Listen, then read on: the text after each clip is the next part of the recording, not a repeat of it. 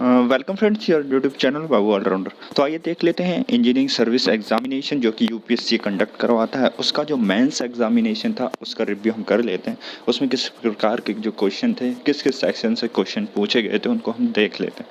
तो आइए देख लेते हैं। जैसे कि सेक्शन ए था, उसमें पहला क्वेश्चन जो पूछा गया था वो सीमेंट के जो थे फंक्शन से पूछे गए थे। तो सीमेंट मोर्टार के जो फंक्शन होते हैं ब्रिक मसानरी में क्या क्या होते हैं वो जो पूछे गए थे। वहीं पूछा गया था कि जो purpose of making a frock, तो जो फ्रॉग जो बनाया जाता है, जैसे कि आप जो जानते हैं ब्रेक के ऊपर जो की जॉइंट के लिए बनाए जाते हैं, तो उसके क्या क्या फंक्शन रहेंगे, क्या पर्पस है, और उसको नीट डायग्राम के द्वारा बताना था।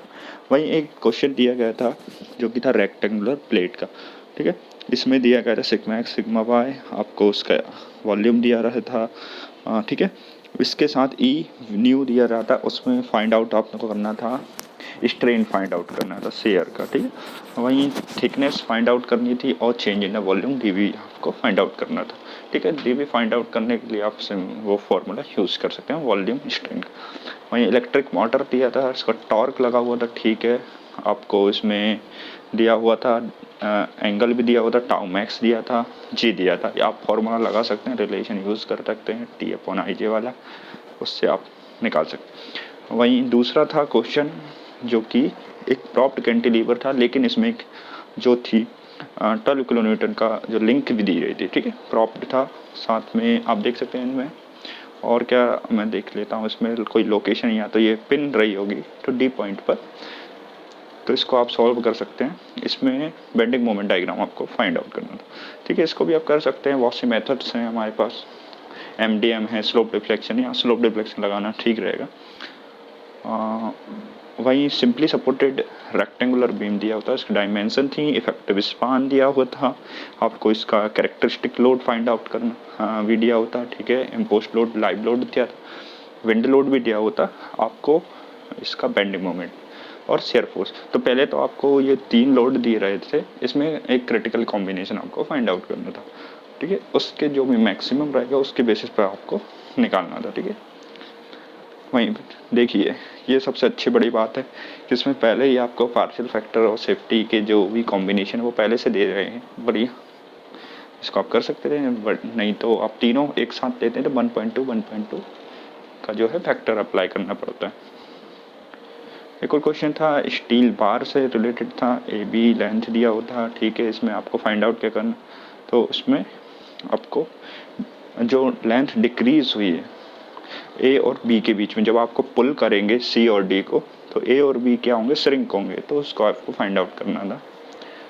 क्वेश्चन दिया हुआ था स्टील से रिलेटेड था एक क्वेश्चन। ठीक है, इसमें जो पी फोर्स लगा हुआ है इसको आपको वर्टिकल कर देना है पी साइन 35 डिग्री से। ठीक है, कैलसी तो अलाउड रहता ही है, आप इसको कर सकते हैं। वहीं क्रिटिकल जो लोड रहेगा वो आप एक्सट्रीम जो बोल्ट रहता है वहाँ पर आप फाइंड आउट कर सकते हैं। इसके लिए फॉर्मूला होता है डायरेक्ट और शियर वाला, और 2FD/FS कॉस थीटा वाला, तो उसको आप अंडर रूट निकाल के फाइंड आउट कर सकते हैं। ठीक है, बाकी सब दिया ही है। देखिए, इसमें तो और भी अच्छी बात है कि आपको फार्मूला भी, बियरिंग का फार्मूला, KB का फार्मूला, सब इसको दिया ही है।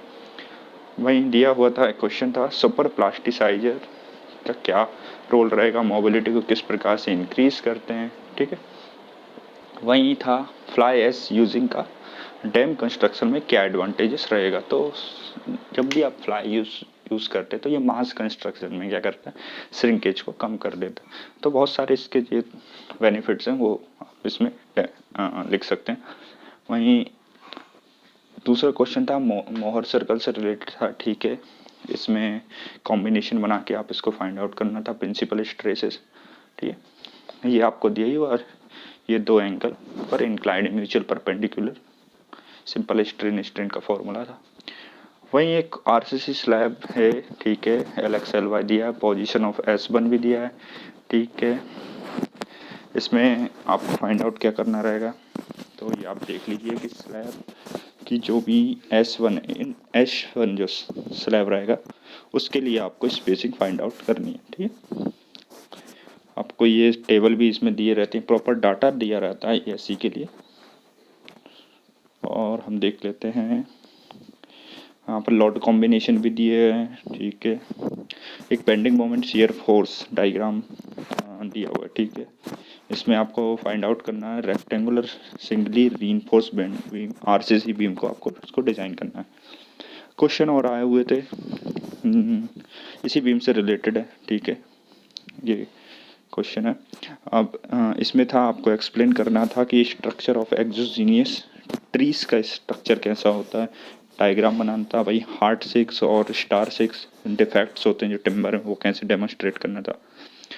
वहीं पर लिखा हुआ था प्रोपोर्शन ऑफ एग्रीगेट, वो आपको फाइंड आउट करना था, ठीक है। एक टी सेक्शन डिजाइन था, क्वेश्चन आया हुआ था। इसमें आपको फाइंड आउट करना था लोड, डिटरमाइंड प्रिंसिपल स्ट्रेसेस। अच्छे अच्छे क्वेश्चन आए हुए थे। जो पहले के पी वाई के क्वेश्चन थे उससे रिलेटेड क्वेश्चन ज़्यादा नहीं थे।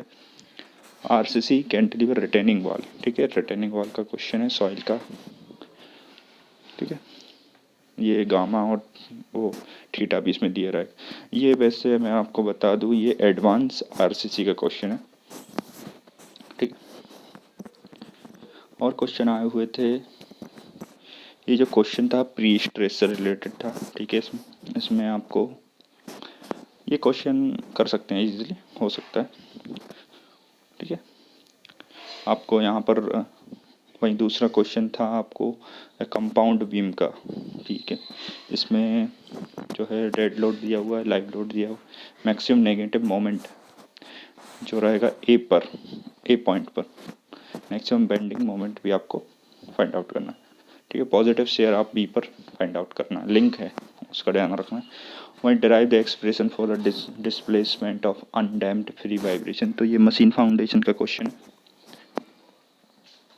वहीं safe load for compression member, ठीक है, स्टील से रिलेटेड क्वेश्चन। वहीं सीपीएम में lump sum contract, unit price contract क्या होते हैं, इसकी डेफिनेशन, उनका डिफरेंशिएशन लिखना है। वहीं इंफॉर्मेशन जो भी जरूरी रहेंगे टेंडर डॉक्यूमेंट में कौन कौन सी ज़रूरी रहती है वो आपको लिखना है, जैसे स्पेसिफिकेशंस होते हैं, क्या टर्म्स एंड कंडीशन होती हैं, वो सब। वहीं आरसीसी कॉलम का क्वेश्चन है, ठीक है, इसको करना है। लॉन्ग कॉलम का क्वेश्चन है, ये लॉन्ग कॉलम का क्वेश्चन है जिसमें आपको इंटरेक्शन चार्ट भी दिया रहा है।